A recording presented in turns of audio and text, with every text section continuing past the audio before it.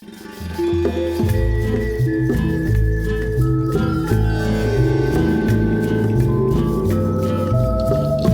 ¿qué onda, everyone? It's Tina here with Puro Paranormal. From ghosts, shadows, UFOs, duendes, and more, this paranormal podcast, vamos a platicar de todo that has to do with paranormal stories and personal encounters. First and foremost, I like to say gracias, gracias, gracias. Thank you so much if you're here today, tuning into our second episode. I'm just so excited. This is straight up a passion project of mine, and it's just such an honor to share con todos. Shout out to all the homies who have been patiently waiting, anticipating, but first and foremost, supporting your girl. It means more than you know.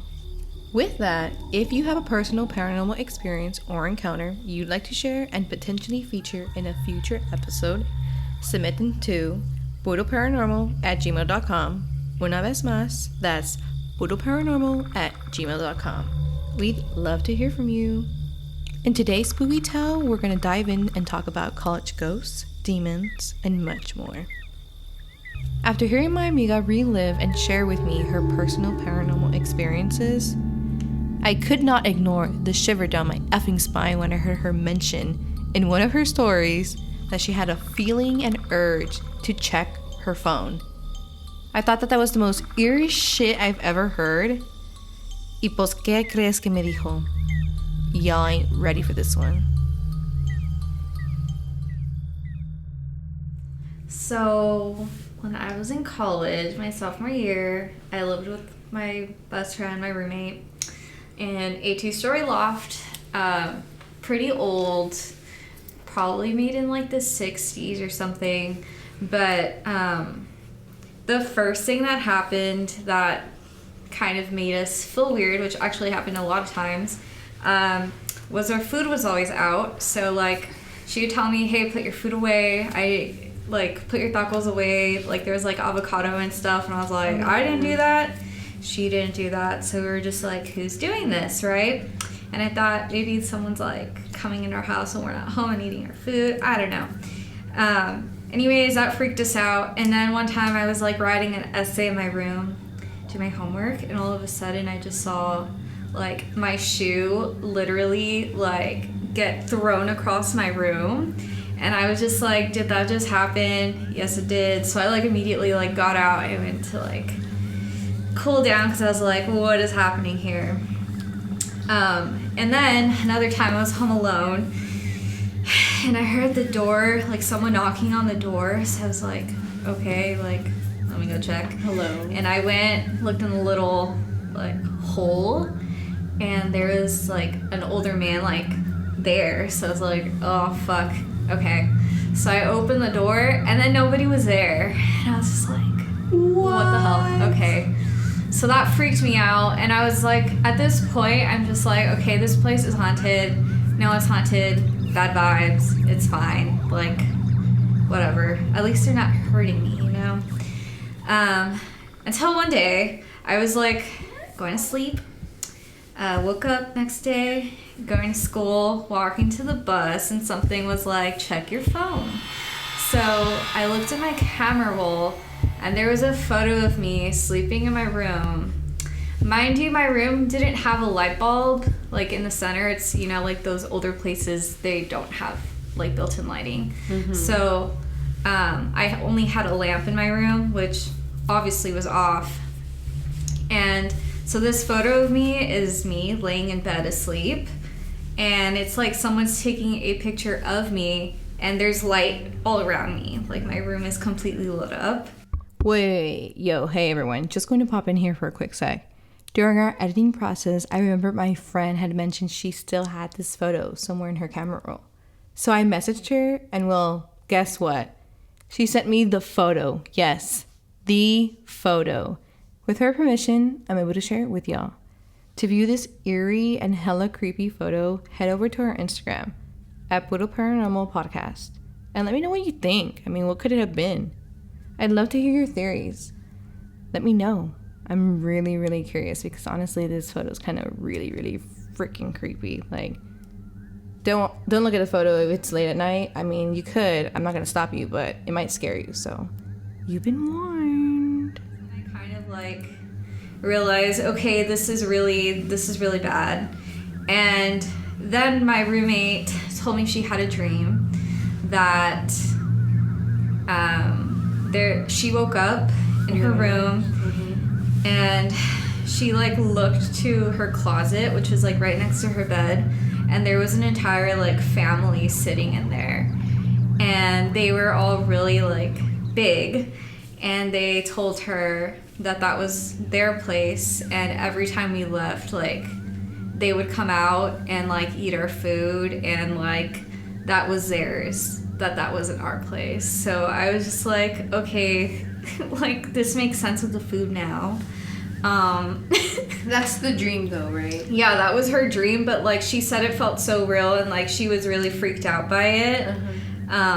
So yeah, I basically like called my mom to come, and like I told her all this stuff, and she brought like holy oil with her and like drew crosses on the walls, and nothing ever happened again. So I was like, okay. But yeah, that was my haunted apartment story.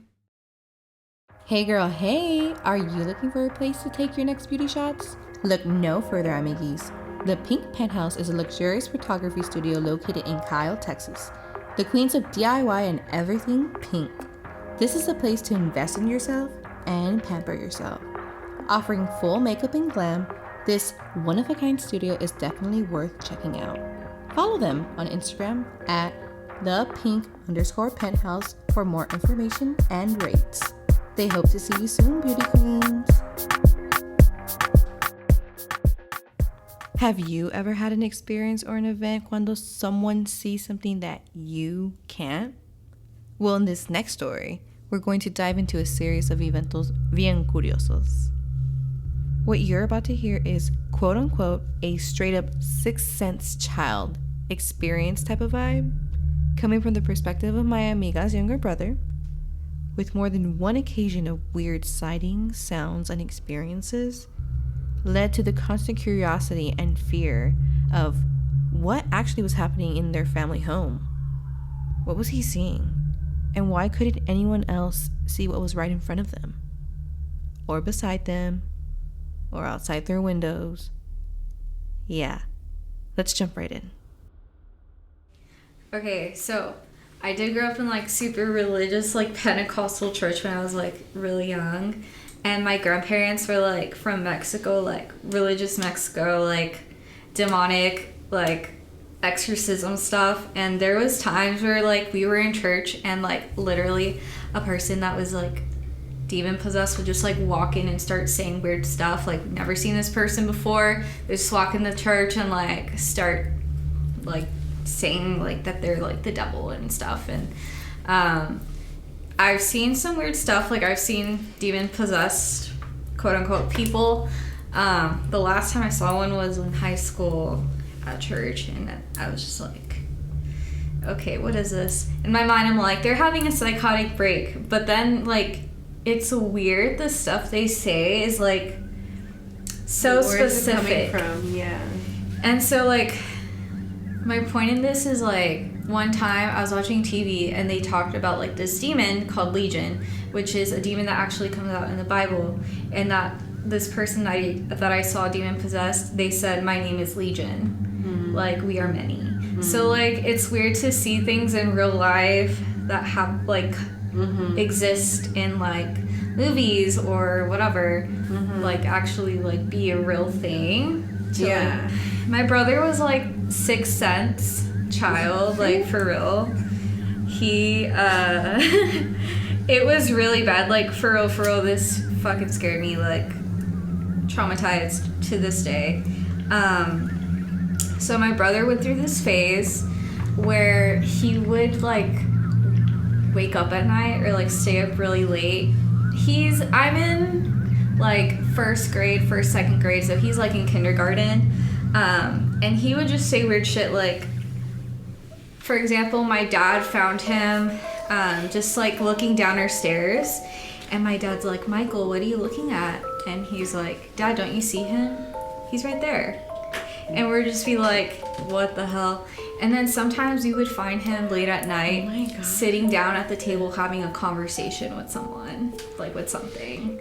And he's like, Dad, it's my friend Joey.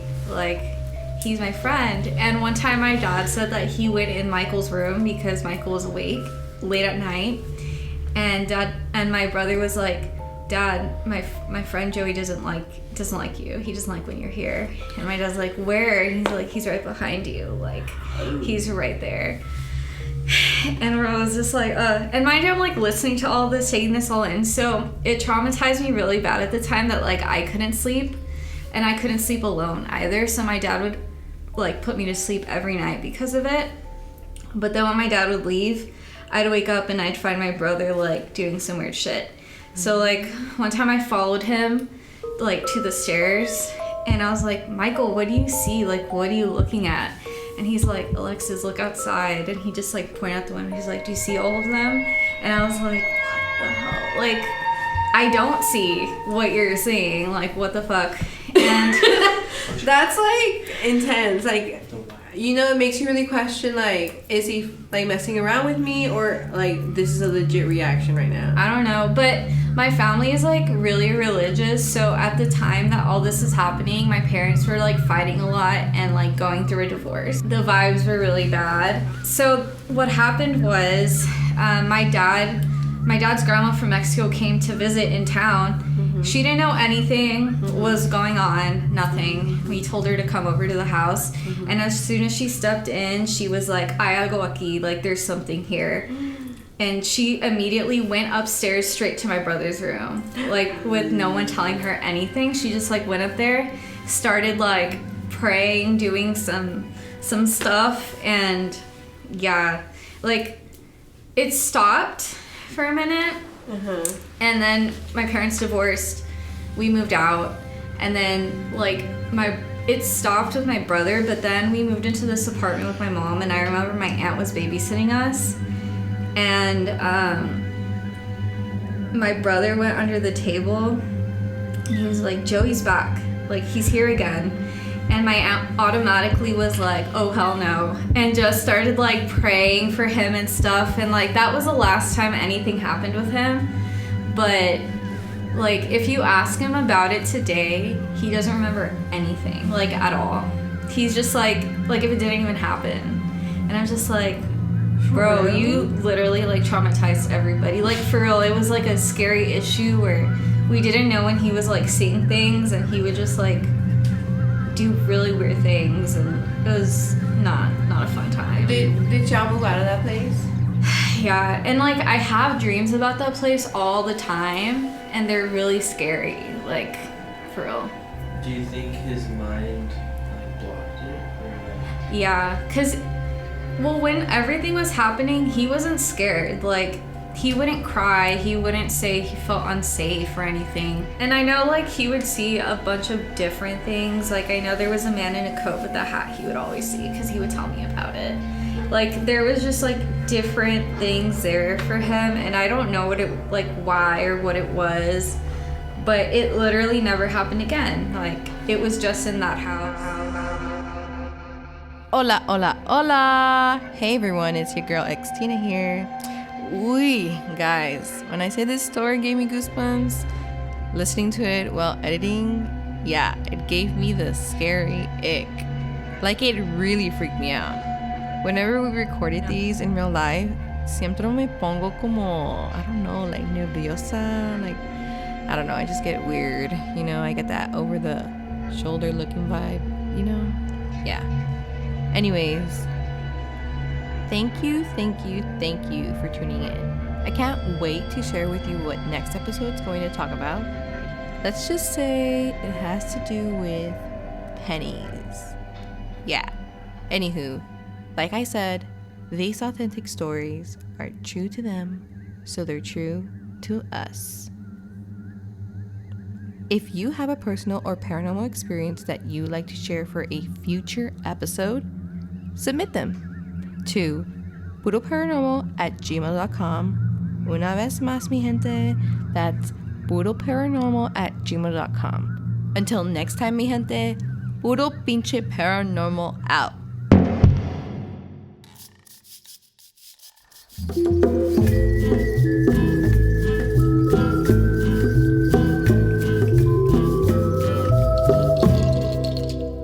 podcast was recorded, edited, and produced by Adri Film and Sound Productions.